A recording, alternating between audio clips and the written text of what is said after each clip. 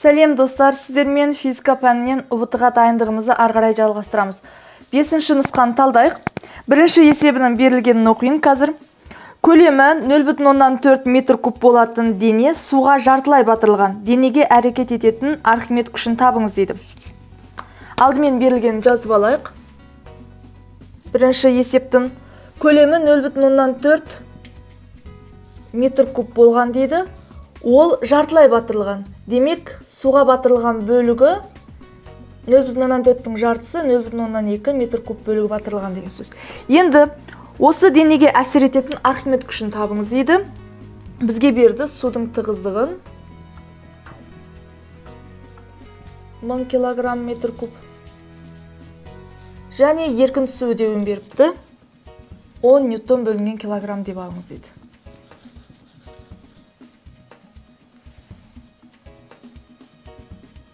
Архимед күшін табу керек.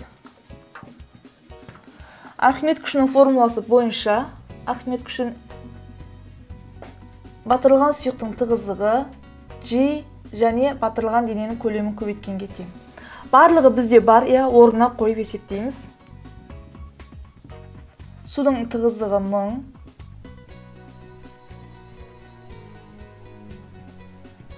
Және еркін түсу үдеуін 10 деп алыңдар деген.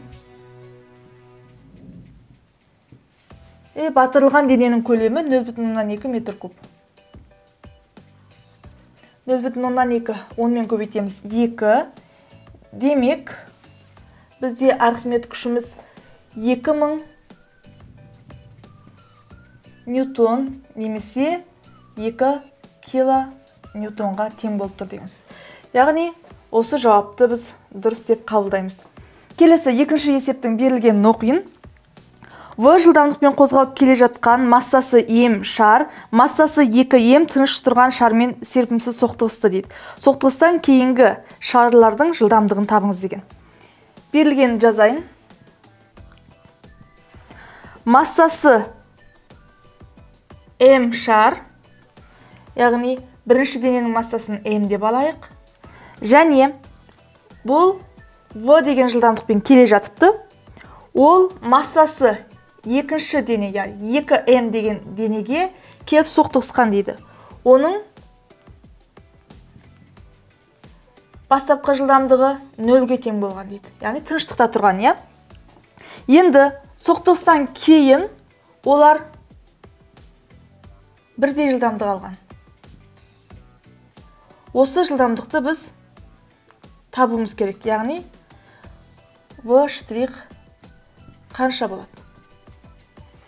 Енді қалай есептейміз? Қараңыз, басында шар тұрды, массасы М деген. Енді ол М массасы 2М келесі тыныш тұрған шарға кеп соқтығысады.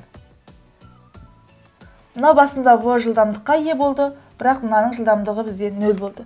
Импульстың сақтау заңын жазамыз, яғни М1, В1 қосамыз, М2, В2 тең болады.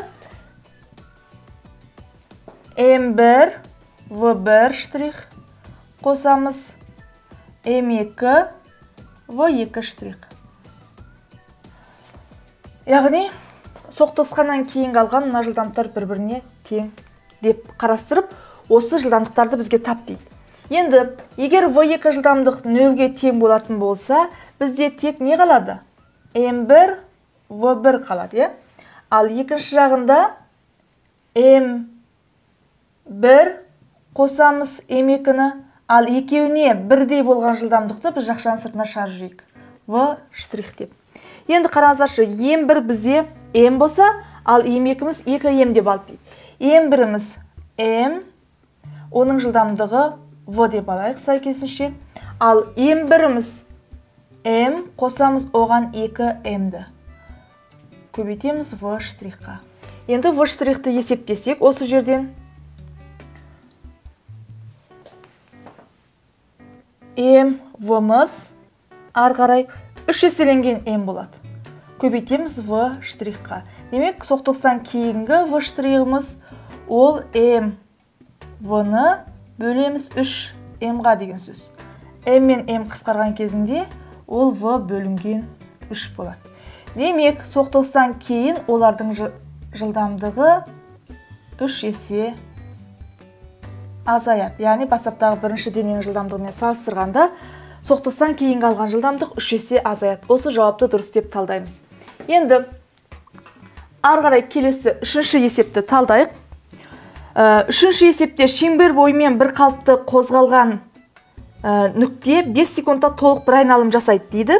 Нүктенің бұрыштық жылдамдығын табыңыз депті. Үшінші есеп берілгені 5 секундта толық бір айналым жасайды деген сөз. Толық бір айналым жасауға кеткен уақытты біз не деп аламыз? Период, иә? Яғни тымыз 5 секунд деген сөз. Және осы дененің бұрыштық жылдамдығын тап дейді. Қалай табамыз? Бұрыштық жылдамдықтың формуласы бойынша 2π-ді периодқа бөлсек, бұрыштық жылдамдық шығу керек. Демек, 2π бөлеміз 5 секунд деген сөз. Пидің мәні бізде 3,14-ке тең, иә? Онда омегамыз тең, 2 мен 3,14-ті көбейтеміз. Ол тұрақты шама бөлеміз 5 секундқа. Сонда бізде шығады жауабы 1,26, ал бұрыштық жылдамдықтың өлшем бірлігі радиан бөлінген секунд. Яғни осы жауапты дұрыс деп аламыз. Енді балалар, бұл үш есеп сіздерге түсінікті болды деген ойдамын. Ары қарай 4-ші есептен бастап келесі сабағымызда талдайтын боламыз. Сау болыңыздар.